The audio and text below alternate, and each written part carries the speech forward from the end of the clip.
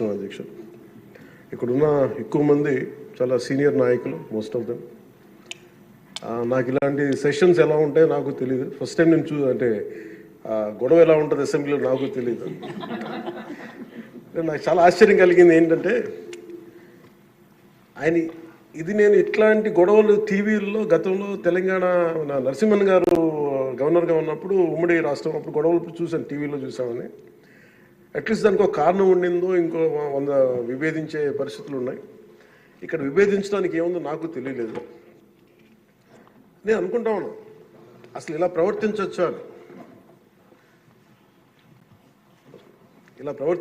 ఇలా చేయొచ్చా అంటే ఇది leaders should lead by example కదా.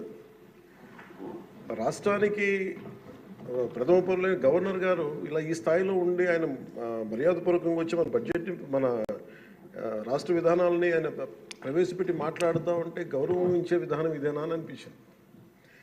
సో నేను మనోహర్ గారితో మాట్లాడుతాను, మా సహచరులను, మంత్రి మన సివిల్ సప్లైస్ మినిస్టర్ గారితో.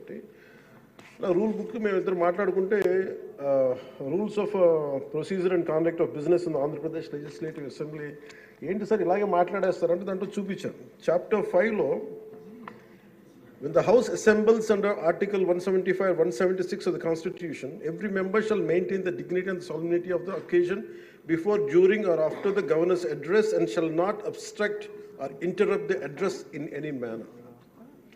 Maintenance of dignity and సాల్మిటీ at governors address అనేది చాలా స్పష్టంగా ఈ రూల్ బుక్లో ఉంటే మనమే రూల్స్ని ఇంప్లిమెంట్ చేయాల్సిన వాళ్ళం. వారికి సంఖ్యాబలం ఉందా లేదా పక్కన పెడితే every member of this house has a responsibility to follow the rules. మనమే కనుక రూల్స్ని బ్రేక్ చేస్తే ఇంక మన ప్రజలకి కానీ చూసే వాళ్ళకి ఏం చెప్తాం. నాకు చాలా కాలం క్రితం నేను అప్పుడప్పుడు మనోహర్ గారిని అడుగుతూ ఉంటాను, సార్ అసెంబ్లీలో ఇక్కడ ఏమి గొడవలు జరిగినా ఎందుకు కేసులు పడవని అనేవాడు. ఇక్కడ ఏమి మీకు కొట్టుకో, ఇది నాకు చాలా కామన్ మ్యాన్ ఒక ఇష్యూ, ఒక ఇంక్విజిటివ్నెస్.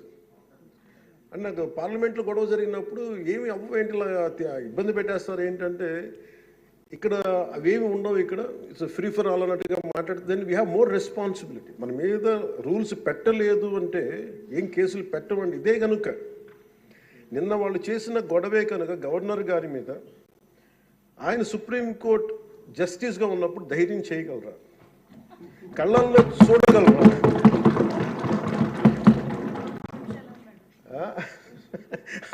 నాకు అది అనిపించింది. అంటే గౌరవించాల్సింది పోయి ఈ విధానం ఏంటనిపించింది. నిన్న టీవీ వాళ్ళని అడిగారు, మీరు వీళ్ళ వైసీపీ నాయకులు ఇలా మాట్లాడారు కదా, మీ ఇదేంటి అని. YCP synonym for ruckus. అంటే గొడవకు కానీ బూతులు కానీ వాళ్ళు పర్యాయ పదం అయిపోయారు. అంటే నిన్న చూసిన గొడవ జరిగిన తర్వాత నాకు నిజంగా అనిపించింది, గౌరవ ముఖ్యమంత్రి గారు అన్ని సంవత్సరాలు వాళ్ళు ఎలాగా వాళ్ళ తట్టుగా నిలబడ్డారో ఆయనకి హ్యాట్స్ ఆఫ్ తెలియజేస్తారు. అది ఎంత గట్స్ ఉండాలి, ఎంత దమ్ము ఉండాలి, ఎంత ధైర్యం ఉండాలి. అలాగే నాకు నిన్న గొడవలు జరుగుతుంటే నాకు అనిపించింది, నాకు ఇవే గుర్తొచ్చినాయి అధ్యక్ష. వాళ్ళు ఎప్పుడైతే పేపర్లు విసిరేసి అక్కడ దాకా వచ్చారో నాకు గుర్తొచ్చింది వివేకానంద రెడ్డి గారి హత్య గుర్తొచ్చింది. అంటే వాళ్ళ విధ్వంస విధానం చూశారు.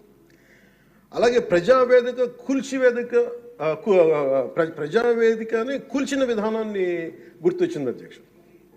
200 పైచిలకు ఆలయాలని విధ్వంసం గుర్తొచ్చింది అధ్యక్ష. డాక్టర్ సుధాకర్ గారు చనిపోయిన విధానం గుర్తొచ్చింది అధ్యక్ష.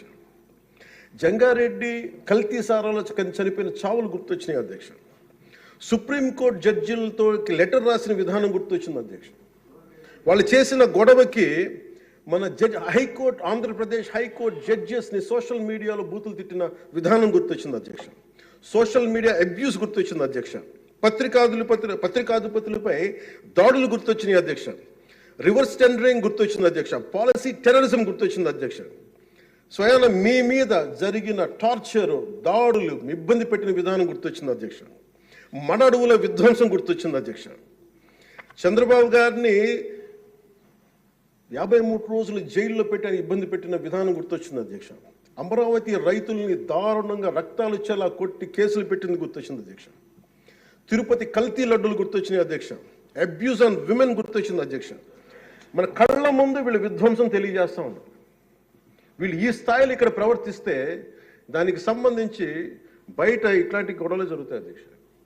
ఇది మారాలి అని చెప్పి మనం మాట్లాడితే ప్రజలు మనకి ఈ రోజున ఇంత అత్యధిక బలంతో మనల్ని ఇక్కడ నుంచోబెట్టారు అధ్యక్ష, ఇక్కడ కూర్చోబెట్టారు మనందరినీ.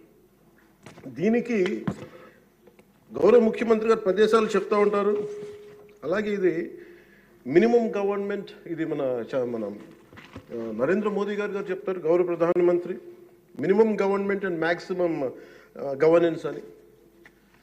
దాంట్లో భాగంగానే చాలా గ్రేట్ అడ్మినిస్ట్రేటివ్ రిఫార్మ్స్ పట్టుకొచ్చారు. ఈ రోజున వాట్సాప్ గవర్నెన్స్ కూడా ముందుకు తీసుకెళ్ళడానికి ఆయన అనుభవం. అంటే మేము ఈ ప్రభుత్వం